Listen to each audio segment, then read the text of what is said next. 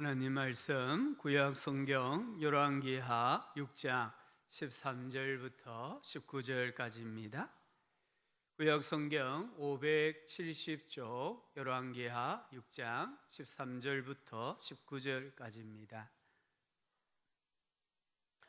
하나님 말씀을 한 절씩 나누어 교도하여 읽겠습니다. 왕이 이르되 너희는 가서 엘리사가 어디 있나 보라. 내가 사람을 보내어 그를 잡으리라. 왕에게 아뢰어 이르되 보라 그가 도단에 있도다 하나이다.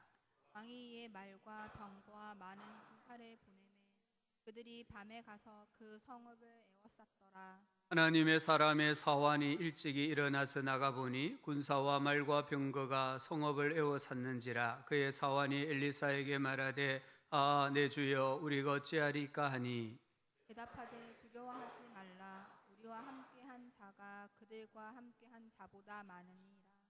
기도하여 이르되 여호와여 원하건대 그의 눈을 열어서 보게 하옵소서 하니 여호와께서 그 청년의 눈을 여심해 그가 보니 불말과 불병거가 산에 가득하여 엘리사를 둘렀더라. 아람 사람이 엘리사에게 내려오매 엘리사가 여호와께 기도하여 이르되 원하건대 저 무리의 눈을 어둡게 하옵소서 하매 엘리사의 말대로 그들의 눈을 어둡게 하신지라. 함께 읽읍시다. 엘리사가 그들에게 이르되 이는 그 길이 아니요 이는 그 성읍도 아니니 나를 따라오라. 내가 너희를 인도하여 너희가 찾는 사람에게로 나아가리라 하고 그들을 인도하여 사마리아에 이르니라. 아멘. 우리의 죄를 대속해 주신 예수 그리스도의 십자가를 바라보기를 소망합니다. 앞뒤 좌우로 한번 인사합시다. 주 달리신 십자가를 바라봅시다. 신약 복음서를 읽어보면 우리 예수님의 치유 사역 중에 가장 많은 부분이 눈과 관련되어 있습니다. 날 때부터 맹인된 사람을 비롯해서 최소 6번 눈을 치료해 주신 것을 봅니다.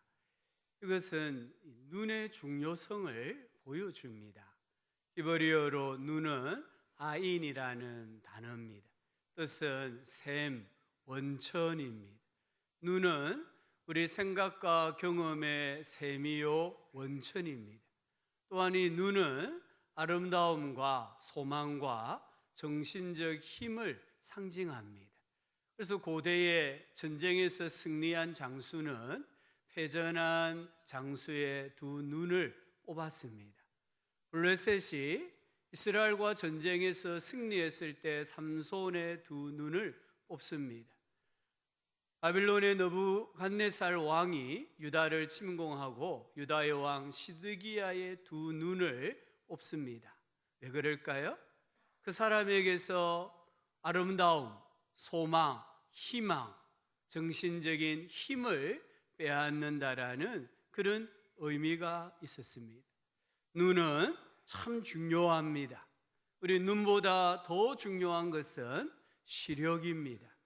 시력보다 더 중요한 것은 시각입니다. 시력이 안 좋으면 안경을 쓰면 됩니다. 눈에 노안이 와서 글자가 잘 안 보이면 돋보기를 써도 되고요. 또 백내장, 녹내장 이런 수술을 통해서 좋지 않은 시력을 어느 정도는 회복시킬 수가 있고 유지할 수가 있습니다. 그러나 시각이 비뚤어지면 세상을 바라보는 이 시각이 부정적이면 이 시각은 고칠 수가 없습니다. 하나님께서 아무리 귀하고 복된 것을 주신다 할지라도 시각이 부정적이면 그 하나님의 은혜와 복을 받아 누릴 수가 없습니다. 우리에게는 육의 눈이 있습니다. 부모님으로부터 물려받은 이 육의 눈, 자연적인 눈입니다. 그러나 이 육의 눈보다 중요한 것은 지안, 지식의 눈입니다. 우리가 왜 공부해야 합니까? 왜 우리가 지식과 정보를 습득해야 합니까? 이 지안이 밝아서 세상의 어떤 이론이나 세상에 되어지는 일들을 알기 위함입니다. 이 지안보다 더 중요한 것은 영의 눈입니다. 남들이 보지 못하는 것을, 보통 사람들이 볼 수 없는 것을 볼 수 있는 영의 눈, 믿음의 눈을 가져야 합니다. 시력이 안 좋으면 조금 불편해요. 지안이 부족하면 조금 세상 사는데 불편해요. 하지만 믿음의 눈, 영의 눈은 우리에게 있어서 사느냐 죽느냐, 축복이냐 저주냐, 성공이냐 실패냐를 경험하는, 결정하는 중요한 기준이라는 거예요. 이 믿음의 눈이 얼마나 중요한가를 보여주는 사건이 구약 성경 민수기를 읽어보면 이스라엘 백성들이 출애굽하여서 가나안 땅에 들어가기 전에 12명의 정탐꾼을 보냅니다. 똑같은 40일입니다. 똑같은 가나안 땅입니다. 똑같은 가나안의 사람들입니다. 똑같은 지형들입니다. 하지만 12명이 돌아와서 보고하는 내용을 성경을 읽어보면 10명은 부정적인 시각으로 보고합니다. 육의 눈을 가지고 보고를 합니다. 그래서 우리는 메뚜기와 같다라고 합니다. 하지만 2명 여호수아와 갈렙은 믿음의 눈, 영의 눈으로 가나안 땅을 평가하고 백성들에게 보고합니다. 그들은 우리의 먹이다, 우리의 밥이다라고 말합니다. 이 보고의 결과가 말씀을 읽어보면 하나님께서 40일을 정탐한 기간을 하루를 1년으로 환산해서 40년 동안 광야에서 유리하고 방황하면서 하나님이 연단을 시키십니다. 믿음의 눈이 아니라 육의 눈으로 보고한 이들은 다 죽임을 당합니다. 그러나 믿음의 눈으로 보고한 여호수아와 갈렙은 살아서 가나안 땅을 밟는 것을 볼 수가 있습니다. 오늘 말씀은 선지자 엘리사의 사역 중에 아람과의 전쟁이 일어난 일 가운데 한 부분입니다. 오늘 읽은 말씀에 보면은 3번 반복되어 나오는 단어가 있습니다. 눈이라는 단어입니다. 정확하게 말씀드리면 영의 눈입니다. 영적 시각입니다. 여기 17절의 불말과 불병거는 육의 눈으로는 결코 볼 수 없는 하늘의 세계입니다. 그리고 18절과 19절의 아람 군대의 행진은 맹인으로서는 불가능한 행진입니다. 도단에서 사마리아까지는 약 20km 된다고 합니다. 맹인의 눈으로 20km를 행진한다는 것은 불가능합니다. 오늘 우리가 읽은 이 말씀의 눈은 결국은 영의 눈, 영의 시각을 말하고 있습니다. 신앙생활의 본질, 좀 더 넓게 말하면, 포괄적으로 말하면 내 인생의 싸움의 본질은 영적이라는 걸 기억하셔야 돼요. 보느냐, 보지 못하느냐의 싸움입니다. 에베소서 6장 12절에 우리의 씨름은 혈과 육을 상대하는 것이 아니요 통치자들과 권세들과 이 어둠의 세상 주관자들과 하늘에 있는 악한 영들을 상대함이라. 좀 어려운 말씀이에요. 쉬운 성경은 이렇게 번역했습니다. 우리의 싸움은, 여기 씨름을 싸움이라고 했어요. 우리의 싸움은 이 땅의 사람들, 혈과 육을 이 땅의 사람들이라고 해석을 합니다. 이 땅의 사람들에 대항하여 싸우는 것이 아니라 이 세상의 어두운 세력들과 공중의 권세 잡은 악한 영들에 대항하여 싸우는 것입니다. 이 말씀도 어려워요. 메시지 성경에 이렇게 번역했습니다. 이 싸움은 잠깐 출전해서 쉽게 이기고 금세 잊고 마는 한나절의 운동 경기가 아닙니다. 이 싸움은 지구전, 곧 마귀와 그 소화들을 상대로 끝까지 싸우는 사느냐 죽느냐의 싸움입니다. 우리 인생의 본질을 싸움이라고 했습니다. 이 싸움의 대상은 결코 눈에 보이는 사람이 아닙니다. 지금 에베소서 6장 12절에서 바울이 말하는 이 모든 것들은 결국에는 마귀와 그 수하들입니다. 우리의 싸움은 마귀라는 것을 꼭 기억하셔야 돼요. 이 사실을 모르면요, 신앙생활하면서 사람과 싸워요. 사람하고 싸운다고 은혜 다 쏟아버리고 세월 다 보냅니다. 사람하고 싸운다고 이판사판 나 죽고 너 죽자 이런 식으로 물고 늘어지는 모습을 교회와 성도들의 삶 가운데서 흔하게 볼 수 있습니다. 이 신앙생활의 본질이 영적이란 걸 알지 못하면 우리는 비본질적인 것에 목숨을 거는 거예요. 아주 사소한 것에 목숨을 걸고 싸우고 그러다가 받은 축복, 은혜 다 빼앗기고 영적으로 빈 털털이 되어져서 메마른 나무와 같이 되는 거예요. 오늘 엘리사가 하나님 앞에 기도합니다. 원컨대 눈을 열어 보게 하여 주십시오.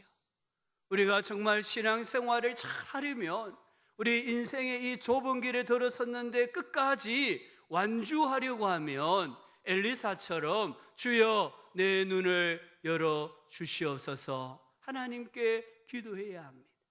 하나님께서 내 눈을 열어 내가 보아야 될 세 가지가 있습니다. 오늘 하나님께서 우리의 눈을 열어주심으로 우리 모든 성도님들이 함께 보아야 할 세 가지 영역이 있습니다. 첫 번째는 자아입니다. 내 눈에 가장 잘 안 보이는 게 자기 자신이에요. 내 시력이 아무리 좋아도요, 자기 자신은 보지를 못해요.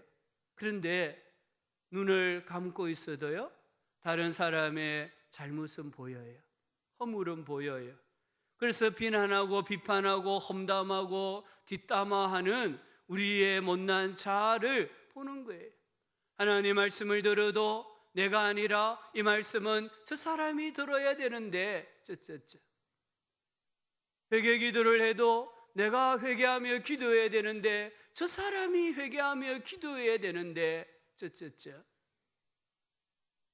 오늘 우리가 하나님 앞에 정말 말씀을 받고 또 기도를 할 때에 주님 제 눈을 열어 저 자신을 보게 해 주십시오라고 부르짖어야 합니다. 나를 볼 수 있는 것은 하나님 말씀밖에 없습니다. 선지자 이사야가 성전에 예배하러 갔습니다. 어느 날 그의 믿음의 눈이 열린 거예요. 그 성전에 가득한 하나님의 거룩함과 영광을 보았습니다. 그리고 진짜 자기 모습이 보였습니다. 하나님께 고백했습니다. 화로 다 나여 망하게 되었도다. 나는 입술이 부정한 사람이요 나는 입술이 부정한 백성 중에 거주하면서 만군의 여호와이신 왕을 배웠음이로다. 자기 모습이 보이는데 입술이 너무 부정한 거예요. 말이 너무 거친 거예요. 말이 너무 비신앙적인 거예요. 다른 사람을 판단하고 정죄하는 말을 하는 이 선지자의 모습이 보인 거예요. 그래서 주님 제 입술을 제단의 숯불로 찢어 주십시오. 하나님께 기도합니다. 베드로가 주님을 만났을 때에 빈 그물과 빈 배에 고기가 가득 채워졌습니다. 동시에 자신의 경험과 지식만 믿고 까불었던 자신이 보였습니다. 무능하고 무력한 죄인 베드로가 보였습니다.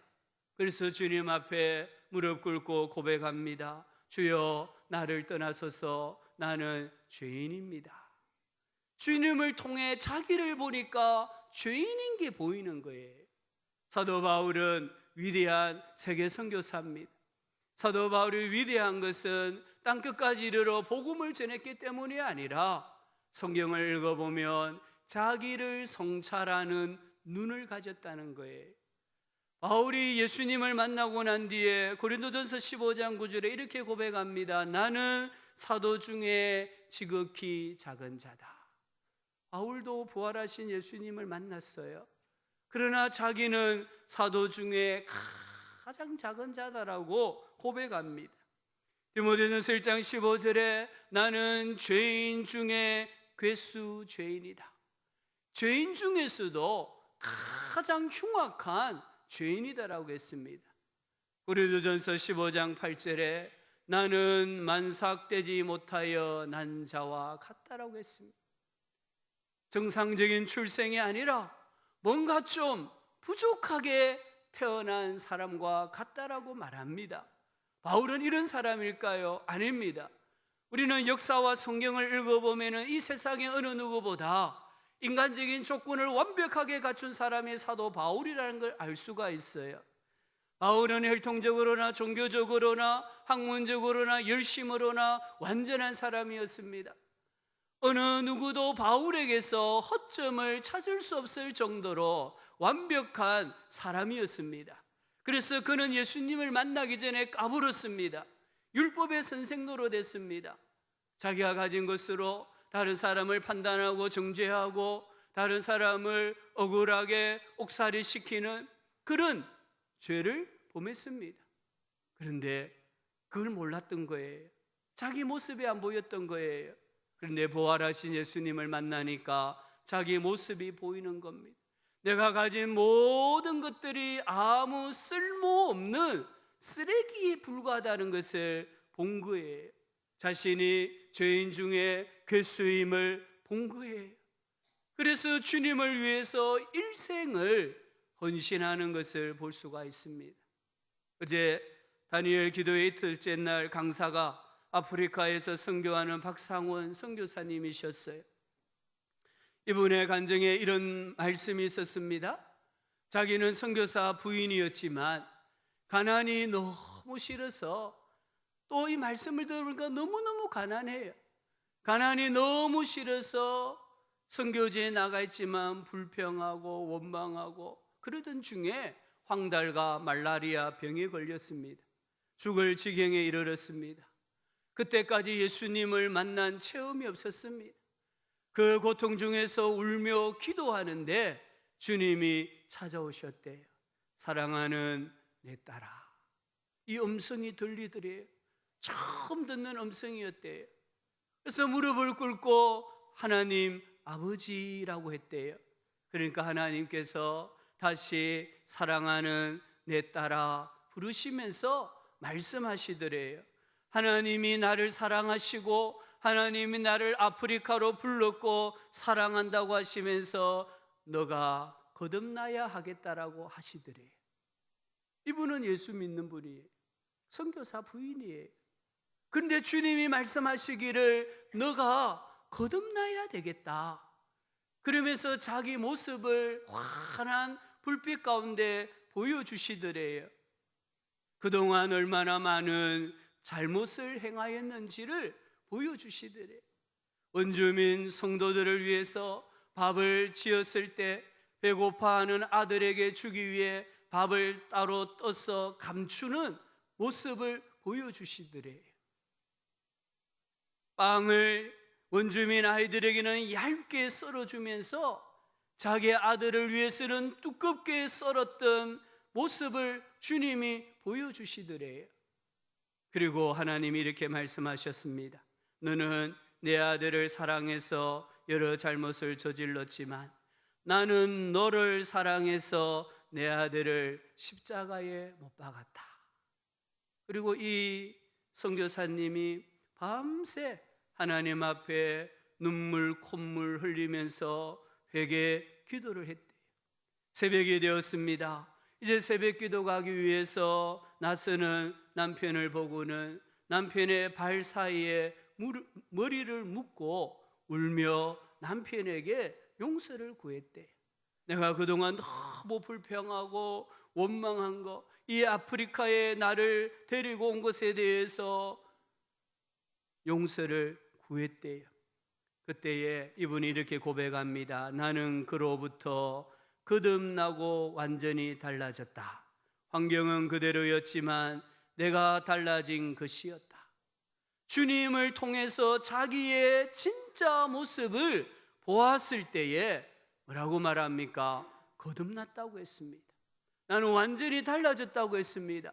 환경은 그대로였습니다. 가난은 계속 그대로였습니다. 그러나 자기가 달라졌다는 거예요. 예전처럼 원망하는 것이 아니라 너무 감사한데 하나님께 드릴 것이 없는 것이 안타까웠다라고 고백을 했습니다. 예수님을 믿는데 왜 우리의 삶 속에 감격이 없습니까? 감동이 없습니까? 구원받은 것에 대한 기쁨이 없습니까? 뜨거운 눈물이 없습니까? 우리 성도님들 신앙생활 하시면서 언제 뜨거운 눈물을 하나님 앞에 흘려보셨습니까? 왜 감사가 없습니까? 진짜 자기 모습을 보지 못했기 때문입니다. 말씀을 읽다가 듣다가 기도를 하다가 자아를 보는 은혜, 복이 있기를 소망합니다. 우리 모두가 죄인임을 볼 수 있는 복이 있고 내가 죄인 중에 괴수 죄인이라는 것을 볼 수 있는 영의 눈을 하나님이 열어주시기를 소망합니다.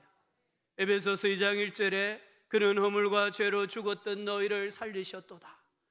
분명히 말합니다. 우리의 모습이 어떤 모습입니까? 허물과 죄로 죽었다라고 했습니다. 죽었습니다. 이미 썩어가고 있습니다. 송장 냄새가 납니다. 구더기가 득실거리고 있습니다. 이런 나를 예수님께서 살리셨다. 이 말은 구원해 주셨다라는 말씀이에요. 2장 3절부터 5절을 보니까 우리도 본질상 진노의 자녀이었더니 본질은 변하지 않는 거예요. 시간이 지나고 세상이 아무리 변해도 본질은 변하지 않아요. 우리는 본질상 하나님의 진노의 자녀였어요. 그런데 긍휼이 풍성하신 하나님이 우리를 사랑하신 그 큰 사랑을 인하여 허물로 죽은 우리를 그리스도와 함께 살리셨고 너희는 은혜로 구원을 받은 것이라. 아멘. 우리 신앙생활이 하나님 앞에 진실하고 바르게 되려고 하면요, 나는 본질상 진노의 자녀였다는 걸 보셔야 돼요. 허물과 죄로 죽어서 시체가 썩어가는 악취가 나던 그 모습을 보셔야 돼요. 그리고 나를 구원해 주신 모습을 보셔야 돼요. 그럴 때에 원망과 불평과 불만이 사라집니다. 예수님을 믿는 게 하나님의 자녀가 된 것이 얼마나 큰 축복인지를 알게 되고 너무너무 감사한데 하나님께 드릴 것이 없는 내 모습을 보면서 안타까워하며 살아가는 거예요. 이런 사람이 예수님을 만난 사람이에요. 이런 사람이 예수님을 잘 믿는 사람인 줄 믿습니다. 오늘 우리 모두의 믿음의 눈이 열려서 우리의 과거와 현재와 미래를 볼 수 있는 은혜와 복이 있기를 주의 이름으로 축복합니다. 하나님이 내 눈을 열어서 두 번째 보여주셔야 될 게 무엇입니까? 예수님입니다. 우리 신앙생활의 핵심은 예수님을 닮아가는 거예요. 예수님을 바라보는 겁니다. 히브리서 12장 2절에 믿음의 주여 또 온전하게 하시는 이인 예수를 바라보자. 한번 따라합시다. 예수님을 바라봅시다. 우리가 바라보아야 할 주님은 어떤 주님이십니까? 십자가에 달려 죽으신 주님입니다. 나의 모든 고난과 병을 짊어지시고 내 인생의 슬픔을 짊어지시고 나의 허물과 죄를 담당하시기 위해 채찍에 맞으시고 십자가에 못 박혀 죽으신 주님을 바라보는 것이 신앙생활의 본질입니다. 일찍 혼자 되어 딸 하나를 훌륭하게 키운 어머니가 있었습니다. 딸은 나이 든 어머니를 보면서 감사하는 마음이 생겨가지고 이렇게 말합니다. 어머니, 원하는 것이 있으면 무엇이든지 말씀하세요. 제가 다 들어드릴게요. 이때 어머니가 말합니다. 다른 건 아무것도 필요 없다. 주일에 나를 교회까지 데려다 주고 나와 함께 예배를 드리자. 딸은 이 어머니의 마음을 받아들여서 어느 주일날 함께 교회 가서 예배를 드렸습니다. 그리고는 휴게실에 잠시 쉬고 있었습니다. 자기 또래의 나이로 보이는 여성도들이 옆에서 수다를 떨었습니다. 들어보니까 전부 다 남 뒷담화하는 이야기였어요. 예수 믿는 사람도 별 수 없네, 이런 생각을 가지고 자리를 옮겼습니다. 이제는 어느 한 회의실 앞에 앉았습니다. 그 회의실에서 싸우는 소리가 들렸습니다. 세상 사람들도 잘 담지 않는 욕설을 내뱉어가면서 피 터지게 싸우는 소리가 들렸어요. 더 이상 참을 수가 없었습니다. 어머니를 찾아가서 어머니의 손을 붙잡고 여기서 나가자고 했습니다. 어머니, 다시는 교회 오지 마세요. 일요일에는 제가 어머니 모시고 좋은 데 구경시켜 드릴게요. 다시는 교회 가지 마세요. 너 왜 그러니? 딸은 어머니에게 자초지종을 이야기했습니다. 그래서 어머니가 말했습니다. 나는 평생 교회를 다니면서 예수님만 봤는데 너는 오늘 교회 딱 한 번 나와서 참 많은 것을 보았구나. 이 어머니의 말에 딸이 충격을 받았어요. 어머니가 아무 생각도 없이 교회 다닌다고 생각했는데 자기와 비교할 수 없는 높은 신앙심을 가지고 있다는 것을 느꼈어요. 어머니는 신앙생활하면서 문제만 바라보는 눈이 아니라 예수님을 바라보는 눈을 가지고 있었던 거예요. 그래서 일생을 믿음 안에서 사는 겁니다. 베드로가 예수님께서 물 위로 걸어오시는 것을 보고 주님, 저도 걷게 해주세요. 그래, 베드로야, 나에게로 오너라. 베드로가 예수님 말씀에 순종하여 발을 갈릴리 호수 위에 내딛었을 때 실제로 걸어갔습니다. 예수님에게로 걸어가다가 갑자기 물속으로 빠졌습니다. 성경은 바람을 보고 무서워 빠져가는지라 라고 했습니다. 바다에는 예수님도 계시고 이 거센 물결을 이는 바람이 있었습니다. 예수님만 바라보았을 때는 물 위를 걸어가는 기적을 경험했습니다. 그러나 예수님이 아니라 바람을 보니까 물속에 빠져버리고 말았습니다. 바람이 무엇입니까? 우리 신앙생활하면서 바람을 바라보시면 안 돼요. 바람은 사람입니다. 바람은 환경입니다. 바람은 자기의 형편이고 처지입니다. 신앙생활하면서 바람을 바라보면 10중 8구 넘어집니다. 시험에 듭니다. 사람을 가까이 하시면요, 사람 냄새 나게 되어 있어요. 돈 냄새 납니다. 역겨운 냄새가 납니다. 그러나 예수님만 바라보고 가까이 하면 백합꽃 향기가 납니다. 장미꽃 향기가 납니다. 사막 같은 내 인생에 하나님께서 이슬과 같은 은혜를 부어주시고 꽃이 피고 황무지가, 그 광야가 아름다운 정원이 되는 줄 믿습니다. 그러나 사람을 바라보고 신앙생활하면 할수록요, 메말라져요. 심령이 강팍해져요. 받은 은혜 다 빼앗겨요. 산은 멀리서 보면 아름답습니다. 근데 내가 등산을 가보면은 그 산에 온갖 쓰레기 있습니다. 개똥 있습니다. 고양이똥 있습니다. 온갖 더러운 것들이 다 보입니다. 신앙생활하면서 사람은 멀리서 보고 예수님은 가까이에서 보는 눈이 열리기를 축복합니다.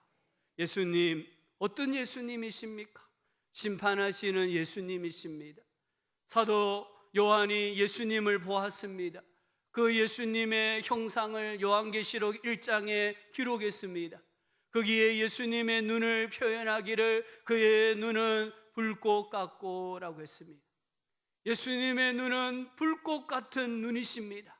이 눈을 가지고 뭘 하십니까? 심판하시는 거예요. 요한계시록 2장 23절에 모든 교회가 나는 사람의 뜻과 마음을 살피는 자인 줄 알지라. 내가 너희 각 사람의 행위대로 갚아주리라. 계시록 20장 13절은 사람이 자기의 행위대로 심판을 받고 라고 말씀합니다. 각 사람의 행위대로 갚아주시는, 심판하시는 심판대 보좌에 앉아 계시는 예수님을 보는 눈을 열어주시기를 주의 이름으로 간절히 소망합니다. 세 번째는 주님이 내 눈을 열어서 영의 세계를 보게 하셔야 돼요. 오늘 이 말씀에 보면 영의 세계를 보는 사람과 보지 못하는 사람의 차이를 보여줍니다. 아람 왕이 진중회의를 하면 그 회의 내용을 이스라엘 왕이 다 알고 있는 거예요. 그래서 10절에 보니까 방비하기가 한두 번이 아닌지라 아람 군대가 여러 번 매복하고 기습 작전을 계획했지만 그때마다 다 실패했다는 거예요. 그래서 이 아람 왕이 혹시 신하 중에 스파이, 첩자가 있지 않은가 의심을 합니다. 그때 신하 중에 한 사람이 스파이가 있는 것이 아니라 이스라엘의 선지자 엘리사가 왕이 침실에서 하시는 말씀까지도 다 알아듣고 이스라엘 왕에게 말해주기 때문입니다라고 이야기합니다. 왕이 침실에서 한 말까지 다 듣는다는 것은 가장 은밀한 곳에서 이루어지는 일까지도 엘리사는 다 안다는 말씀이에요. 물론 하나님께서 계시해 주셨기 때문입니다. 그러자 아람 왕은 엘리사의 거처를 알아보겠습니다. 도단성에 머물고 있다는 보고를 받았습니다. 왕은 한밤중에 말과 병거와 많은 군사들을 보내어 도단성을 포위했습니다. 엘리사의 사환 중에 한 명이 아침에 나가보니까 많은 군사와 말과 병거가 이 성을 에워싸고 있는 것을 보았습니다. 그리고는 선지자에게 가서 주여 우리가 어찌하오리까 호들갑을 떱니다. 이때 엘리사가 두려워하지 말라 이렇게 말합니다. 두려워하지 말라. 왜냐하면 우리와 함께한 자가 그들과 함께한 자보다 많으니라. 그리고 기도합니다. 여호와여 원하건대 그의 눈을 열어서 보게 하옵소서. 그때 하나님께서 그 청년의 눈을 열어주셨습니다. 그 청년은 불말과 불병거가 산에 가득하여서 엘리사를 둘러싸고 있는 영적인 광경을 보았습니다. 그리고는 두려워하지 않았습니다. 무엇을 보느냐가 중요하다는 거예요. 어떻게 바라보느냐가 중요합니다. 아람 군대가 도단성을 포위했습니다. 근데 이 도단성 더 넓은 범위에서 하늘의 불말과 불병거가 포위를 하고 있었습니다. 누가 도관에 든 주입니까? 아람 군대입니다. 이 불말과 불병거는 하나님의 보호를 상징합니다. 불말과 불병거는 어떤 군대도 상대할 수 없는 하늘의 군대입니다. 그런데 중요한 게 있습니다. 이 하늘의 군대는 엘리사가 기도해서 동원된 것이 아니다라는 사실입니다. 이 하늘의 군대는 항상 어디서나 엘리사 곁에 있었습니다. 엘리사는 믿음의 눈으로 자기와 항상 함께하는 하늘의 군대를 바라보았습니다. 그 결과 두려워하지 않았습니다. 하지만 그의 사환은 하늘의 군대를 바라보는 믿음의 눈이 닫혀 있었던 거예요.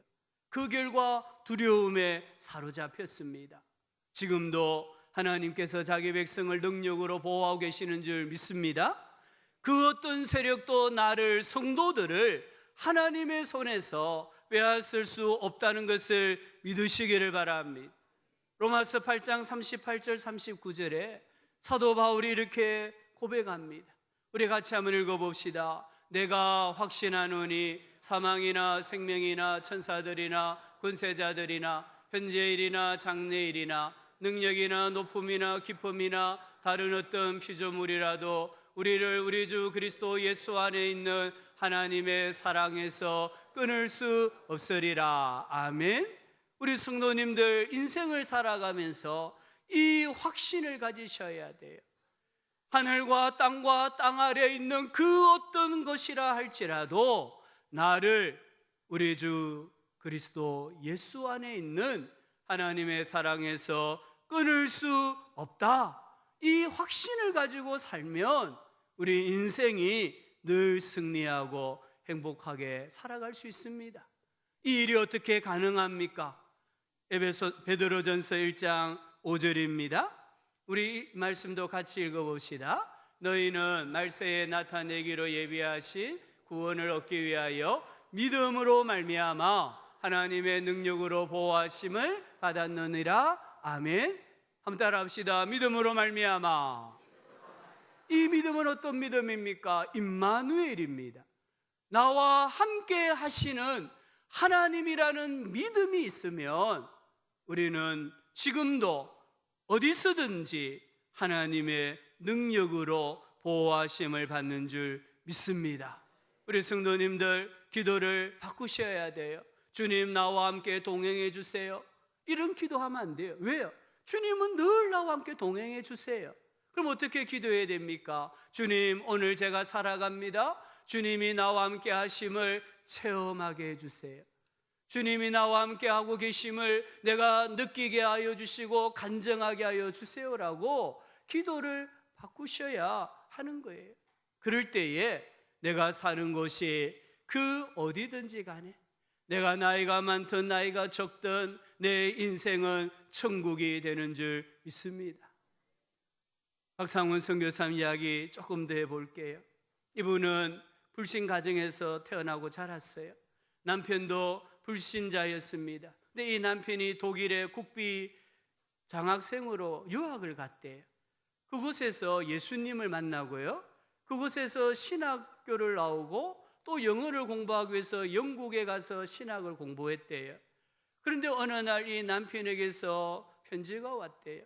그 편지 주소를 보니까 아프리카 말라위였습니다. 이 아프리카 말라위에서 남편의 편지가 왔는데 남편이 이렇게 썼다고 합니다. 말라위는 아프리카의 알프스라고 사람이 부를 정도로 아름답다고. 그래서 빨리 아이를 데리고 오라는 거예요. 그래서 이 선교사님이 실제 이 말라위가 아프리카의 알프스처럼 지상 낙원인 줄 알고 돈을 조금 정리해서 아들과 함께 아프리카에 갔다고 합니다. 그날 숙소에 갔는데 숙소에 도마뱀과 바퀴벌레가 득실거리더래요. 그런 열악한 곳을 남편은 아프리카의 알프스라고 말했다는 거예요. 심지어 그 숙소마저 아프리카 원주민 집사님의 집인 거예요. 그 집의 방 한켠에 얹혀 사는 거죠. 집도 없고 방도 없이 더부살이해야 하는 그 환경을 남편은 아프리카의 알프스다. 얼마나 그 환경이 안 좋았으면요, 이 선교사님이 말을 잃어버렸대요. 그래서 한때 말을 할 수가 없었대요. 너무 그 열악한 환경 때문에 마음이 강팍해졌습니다. 교회 가면 은혜 받는데 집에 돌아오면 싸우는 거예요. 남편과 싸우는 거예요. 계란 때문에, 우유 때문에 남편과 밤새도록 싸운 적도 있다는 거예요. 그런데 하나님을 인격적으로 만나고 병고침의 은혜를 체험하고 자기 자신을 보았을 때에 이분이 깨달은 게 알프스는 스위스에 있는 것도 아니고 아프리카에 있는 것도 아니고 자기 마음에 있더라는 거예요. 이 알프스가 자기 마음에 있더라는 거예요. 그래서 이분이 하나님께 소원을 합니다. 내가 남편 선교사를 돕는 배필로서 함께 동력하는 선교사로서 하나님께 일생을 바치겠습니다. 왜 이런 소원을 합니까? 하나님을 만났기 때문이죠. 너무너무 가난했으면 이제 10살 된 아들에게 이렇게 당부했대요. 야, 너는 절대 선교사가 되면 안 된다. 아들이 말합니다. 엄마, 미쳤습니까? 내가 선교사 되기에. 얼마나 가난했으면 이렇게 말했을까요? 근데 내가 미쳤냐고 말했던 이 아들이요, 세월이 많이 지나서 미국에서 대학을 나오고 신학교를 나와서 지금은 목사가 되어 있다는 거예요. 왜 그렇습니까? 남들이 보지 못하는 영의 세계를 보았기 때문이에요. 보았기 때문에 자기 아버지가 그렇게 가난하게 선교하는 모습을 보고도 얼마나 말랐으면은 혁대에 못으로 구멍을 6개 뚫었더래요. 몸이 자꾸 야위어지니까 혁대 구멍을 뚫어야 되잖아요. 그런 모습을 보았음에도 불구하고 부인이 선교사로 헌신하고 아들이 미쳤냐고 말했는데 목사가 되어 있고요. 영의 세계를 본 줄로 믿습니다. 우리 성도님들, 주님을 만나면 영의 세계를 보면 이 세상이 달라져 보여요. 내 삶의 우선순위가 바뀝니다.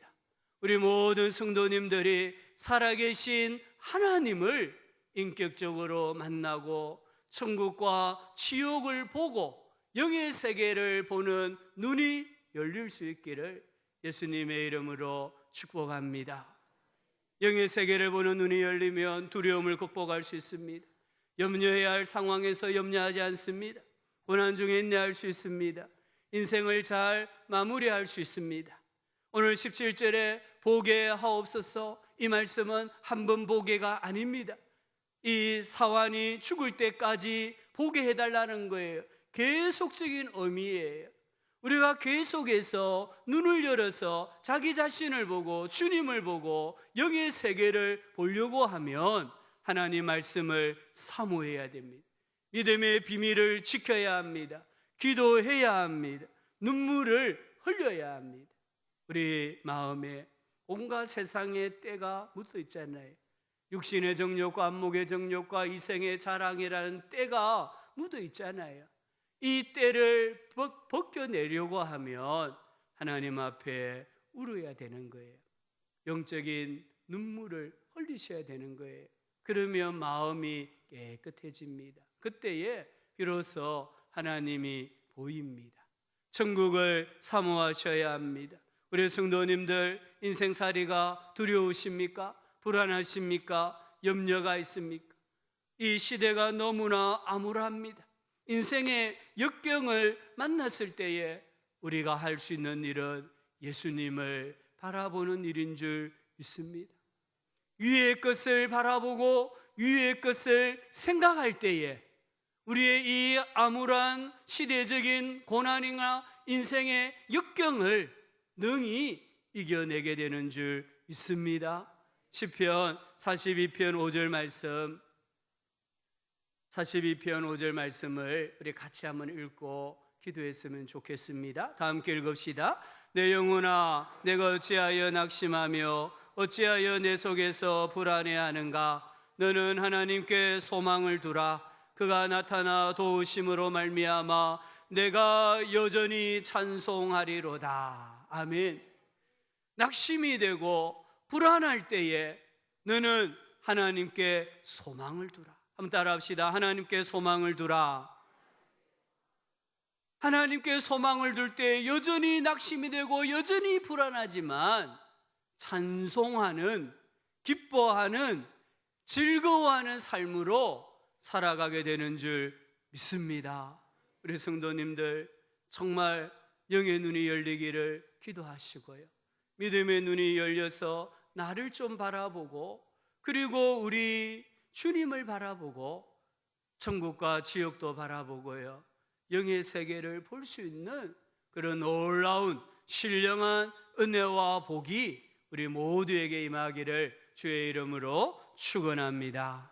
우리 시간에 한번 기도하기를 원합니다. 왜 우리의 신앙의